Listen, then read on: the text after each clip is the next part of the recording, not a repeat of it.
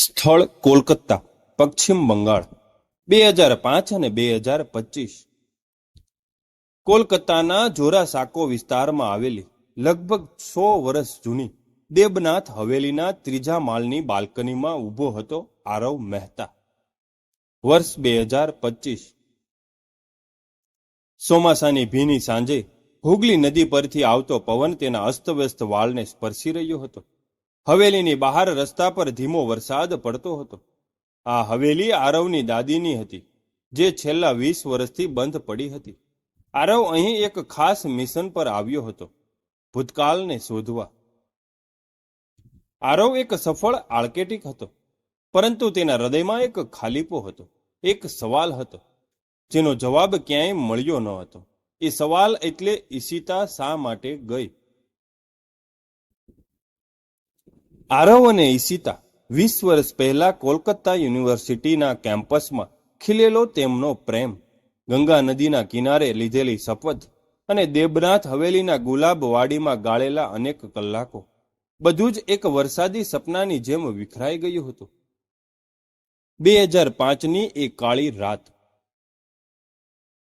ઈશિતાએ આરવને મળવા માટે આ હવેલીમાં બોલાવ્યો હતો. આરવ પહોંચ્યો, પણ ઈશિતા ન હતી. માત્ર એક કાગળ હતો, જેમાં 2 જ શબ્દોમાં લખ્યા હતા, હું જઉં છું. બસ પછી કોઈ ફોન નહીં, કોઈ મેસેજ નહીં, કોઈ કારણ નહીં, કોઈ અલવિદા પણ નહીં. ઈશિતા જાણે હવામાં ઓગળી ગઈ હતી. આરવે તેને શોધવા માટે આકાશ પાતળ એક કર્યા, પણ નિષ્ફળ. તે અધૂરો પ્રેમ, તે અધૂરો અંત આજે પણ આરવને પીડા આપી રહ્યો હતો. આરવ બાલ્કનીમાંથી પાછો ફર્યો. હવેલીની અંદર ઘોર અંધારું હતું. માત્ર એક જ ટ્યુબલાઇટ મંદ મંદ પ્રકાશ ફેંકતી હતી. દિવાલો પર ભેજના ડાઘા અને જામેલી ધૂળ જાણે ભૂતકાળની કહાનીઓ સંઘરીને બેઠી હતી. તે હવેલીના વચલા ખંડમાં પહોંચ્યો. ત્યાં એક મોટો લાકડાનો અરીસો હતો, જે વર્ષો જૂનો હતો. આરવે અરીસામાં પોતાનો થાકેલો ચહેરો જોયો. અચાનક તેને લાગ્યું કે અરીસામાં તેનું પ્રતિબિંબ થોડું ઝાંખું થઈ રહ્યું છે, અને એ જ ક્ષણે તેના કાનમાં એક સ્ત્રીનો ધીમો રડવાનો અવાજ ગુંજ્યો, જાણે કોઈ દિવાલની પાછળથી રડતું હોય. આરવનું હૃદય એક ધબકારો છૂકી ગયું. તે આ અવાજને તરત ઓળખી ગયો. આ ઈશિતાનો અવાજ હતો. પ્રિય મિત્રો, તમને આ સ્ટોરી કેવી લાગી રહી છે એ કોમેન્ટ કરીને મને અવશ્ય જણાવજો. અને હા, સબસ્ક્રાઇબ કરવાનું ભૂલતા નહીં. ઈશિતા, આરવે બૂમ પાડી, ત્યાં કોણ છે? કોઈ જવાબ ન હતો, માત્ર અવાજની પ્રતિધ્વનિ જ પાછી ફરી. તેણે આજુબાજુ નજર કરી. ભલે તે ભૂત પ્રેતમાં માનતો ન હતો, પણ આ અવાજ એટલો જીવંત અને નજીકનો હતો કે તેના શરીરમાંથી એક શીત લહેર પસાર થઈ ગઈ. બીજા દિવસે સવારે સૂર્યપ્રકાશ હવેલીના જૂના ફર્શ પર પથરાયેલો હતો. આરવ હવેલીના પાછળના ભાગમાં આવેલી લાઇબ્રેરી રૂમમાં ગયો.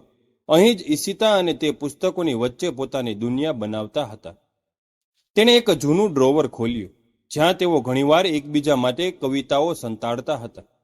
ડ્રોવર ખાલી હતું, સિવાય કે એક તાંબાની રંગની ચાવી અને તેની નીચે દબાયેલી એક નવી ચિઠ્ઠી. ચિઠ્ઠી હાથમાં લેતાની સાથે જ આરવના હાથ ધ્રુજી ઉઠ્યા.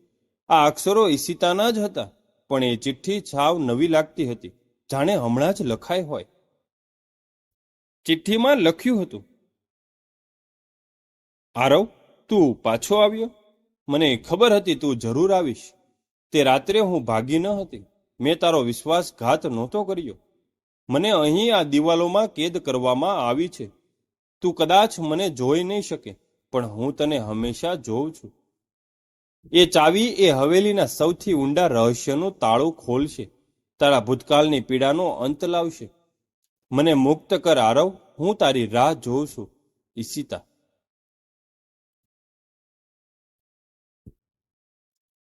આરવને ચક્કર આવી ગયા. 20 વર્ષ પછી મૃત્યુ સમાન ગાયબ થયેલી વ્યક્તિની ચિઠ્ઠી, અને તે પણ કેદ છે.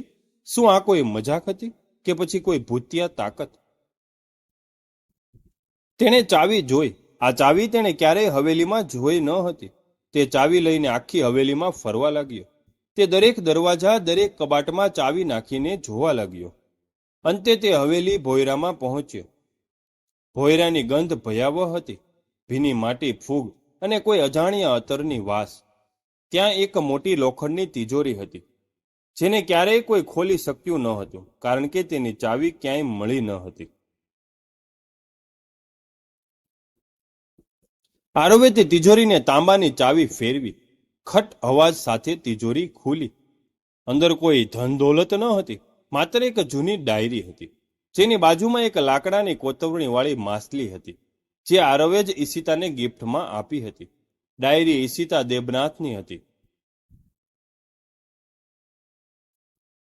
આરવ ડાયરી લઈને ધ્રુજતા હાથે લાઇબ્રેરી રૂમમાં પાછો આવ્યો અને બેઠો. તેના આંખમાં ખૂણા ભીના થયા. આ એ જ ડાયરી હતી જેમાં ઈશિતા ગુલાબી રિબન લગાવતી હતી. તેને ડાયરીનું પહેલું પાનું ખોલ્યું. તારીખ 15મી મે 2005. આરવ, મને ખબર નથી કે આ તું ક્યારે વાંચીશ. કદાચ ક્યારેય નહીં.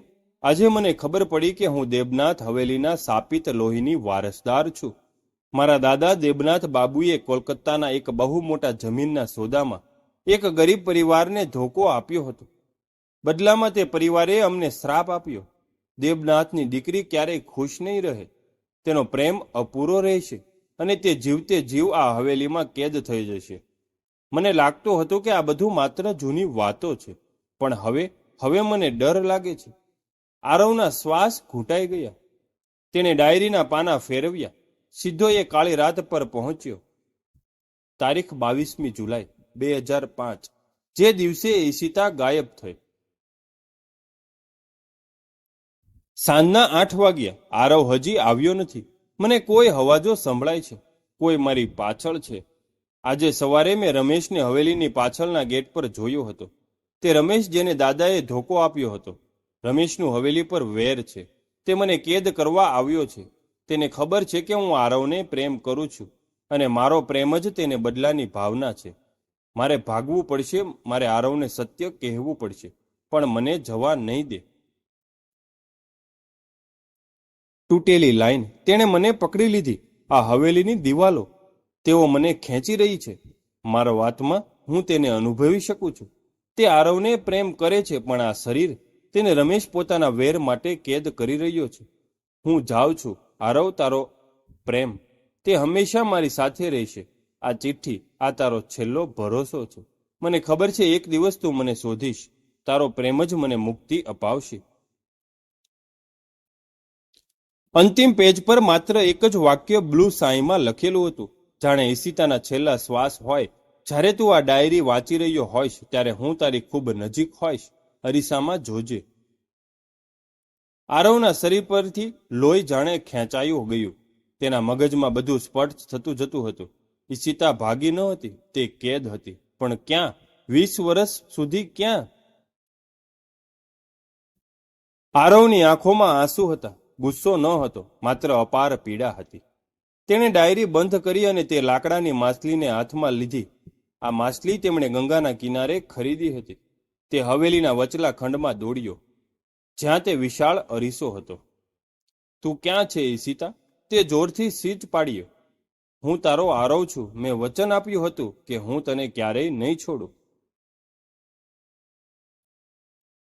તેણે અરીસાની સપાટી પર હાથ મૂક્યો અને ત્યારે અરીસાની સપાટી પર ધુમ્મસ છવાયું, જાણે અરીસો ભૂતકાળનો દરવાજો હોય. ધુમ્મસ હટતા આરવે જોયું કે અરીસામાં તેનું પ્રતિબિંબ ન હતું. તેના બદલે એક યુવાન ઈશિતા અરીસાની અંદરની બાજુએ ઊભી હતી. તેજ આંખો, તેજ સ્મિત, તેજ ભીના વાળ, જે 2005માં હતા. તેની પાછળનું વાતાવરણ ધૂંધળું હતું, જાણે તે સમય અને જગ્યાની વચ્ચે અટવાઈ ગઈ હોય. ઈશિતાના ચહેરા પર એક નિર્દોષ શાંતિ હતી, પણ આંખોમાં 20 વર્ષની પીડા હતી. આરવ, ઈશિતાનો અવાજ શાંતિથી આવ્યો, પણ તે આરવના કાનમાં નહીં, તેના આત્માના સંભળાયો. તે મને શોધી કાઢી. મને ખબર હતી આપણું કનેક્શન એટલું પાવરફુલ છે કે કોઈ શ્રાપ પણ તેને તોડી નહીં શકે. આરવનો શ્વાસ રૂંધાઈ ગયો. તે અરીસા પર હાથ પછાડવા માંગતો હતો, પણ તે કાચને તોડવા માંગતો ન હતો. ઈશિતા, શું થઈ ગયું હતું? તું ખરેખર અહીં કેદ છે? આરવ, ઈશિતાએ આંખો બંધ કરીને કહ્યું, રમેશે મારી સાથે શારીરિક રીતે કોઈ ખરાબ કામ નહોતું કર્યું. તેણે મારી આત્માને, મારા પ્રેમને કેદ કર્યો હતો. તેણે જ હવેલીમાં જાદુ ટોણાથી આ અરીસાને મને બંધ કરી દીધી હતી. તેણે આ હવેલીની ઉર્જાને એવી રીતે સેટ કરી કે મારા શરીરનો નાશ થઈ ગયો, પણ મારો આત્મા તારા પ્રેમના સહારે અહીં 20 વર્ષથી અટવાયેલો હતો. તે લાકડાની માછલી, તે આપણા પ્રેમનું પ્રતીક હતી. તે તિજોરી ખોલવા માટે મારા આત્માએ જ તને સંદેશો આપ્યો. હું તારી રાહ જોતી હતી. પણ રમેશ ક્યાં છે? આરવે પૂછ્યું. તે મરી ગયો. આ હવેલીના વેર અને શ્રાપે તેને પણ શાંતિ ન આપી. હવેલીનો શાપ તો પૂરો થઈ ગયો છે. હવે મને મુક્તિ આપ, ઈશિતાએ ધીમા અવાજે કહ્યું. આરવના ગળામાં ડૂમો ભરાઈ ગયો. આ એ અંત ન હતો જે તેણે કલ્પ્યો હતો. સાથે રહેવાનો, લગ્ન કરવાનો, પણ આ અંત હતો સત્યનો, મુક્તિનો અને કાયમ માટે પ્રેમને સ્વીકારવાનો. તેણે આંખોમાં આંસુ સાથે માછલીના ટુકડાને પકડી રાખ્યા અને કહ્યું, ઈશિતા, મારું જીવન 20 વર્ષ સુધી એક ખાલી પાનું હતું. મેં તને ક્યારેય પ્રેમ કરવાનું છોડ્યું નથી. હું તને મુક્ત કરું છું. શાંતિથી જજે. મારા હૃદયમાં તું હંમેશા જીવંત રહીશ. આરવે માછલીના ટુકડાને ચૂમ્યો અને ધીમે રહીને અરીસાની છપાટી પર મૂકી દીધો. જેવો લાકડાનો ટુકડો અરીસાને સ્પર્શ્યો, તે જ ક્ષણે ઓમ જેવો એક દિવ્ય અવાજ આખી હવેલીમાં ગૂંજ્યો. અરીસામાં ઉભેલી ઈશિતાના ચહેરા પર એક દિવ્ય સ્મિત આવ્યું.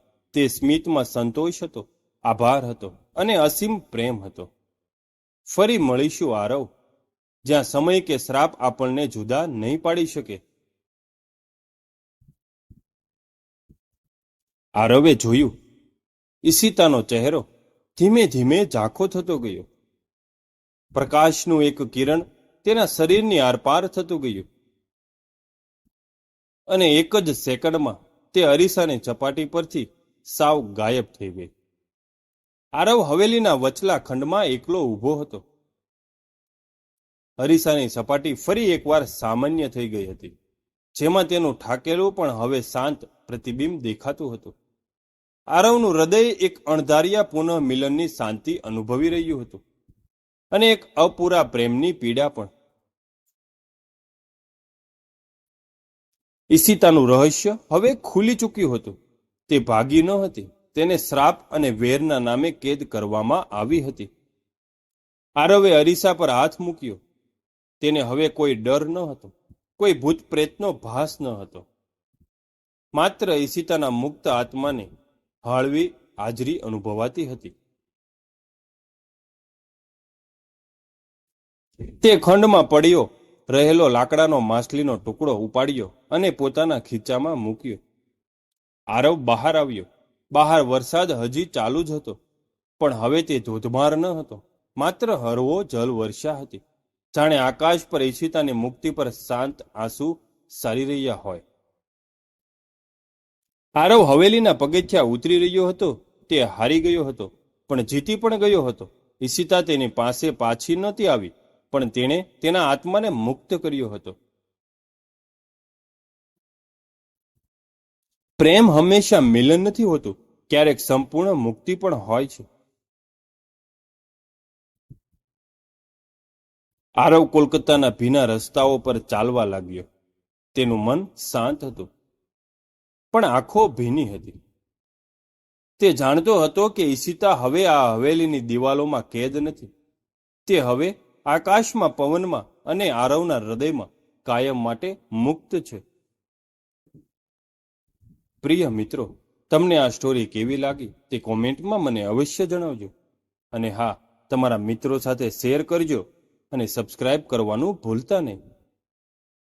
ફરીથી આપણે જલ્દી મળીશું એક નવી સ્ટોરી સાથે. સમાપ્ત.